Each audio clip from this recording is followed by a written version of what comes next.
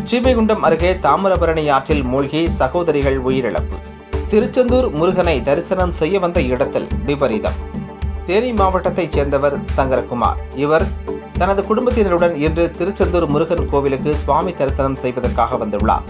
மாலையில் சுவாமி தரிசனம் செய்ய இருந்த நிலையில் ஸ்ரீவைகுண்டம் அருகே உள்ள ஏரல் அருணாச்சல சுவாமிகள் கோவிலில் சுவாமி தரிசனம் செய்துவிட்டு செல்லலாம் என்று வந்துள்ளனர். அவருடன் அவரது மகள்கள் அபிநயா, மீனாட்சி ஆகிய இருவரும் வந்துள்ளனர். சுவாமி தரிசனம் செய்துவிட்டு அருகே உள்ள தாமிரபரணி ஆற்றில் நீராட வந்துள்ளனர். சகோதரிகள் இருவரும் ஆற்று நீரை பார்த்ததும் உடன் வந்தவர்களுக்கு முன்பு வேகமாக சென்று ஆற்றில் குதித்துள்ளனர். ஆற்றுக்குள் குதித்த இருவரும் திடீரென்று காணாமல் போயினர். உடனடியாக அக்கம்பக்கத்தினர் இருந்தவர்கள் உதவியுடன் ஏரல் தீயணைப்புத் துறையினர் மற்றும் ஏரல் போலீசாருக்கு தகவல் தெரிவிக்கப்பட்டது.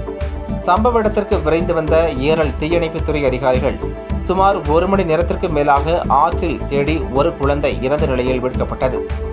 மற்றொரு குழந்தை மூச்சு இருந்ததை கண்டனர். ஆற்றுக்குள் அதிக அளவு மணல் இருந்ததால் வாகனம் உள்ளே செல்ல முடியாத நிலை ஏற்பட்டது. உடனடியாக கையில் அந்த குழந்தையை தூக்கியபடி சுமார் 1 கிலோமீட்டர் தூரத்திற்கு வேகமாக வந்தவர்கள் அதன் பிறகு வாகனத்தில் ஏற்றி ஏரல் அரசு ஆரம்ப சுகாதார நிலையத்திற்கு கொண்டு வந்தனர்.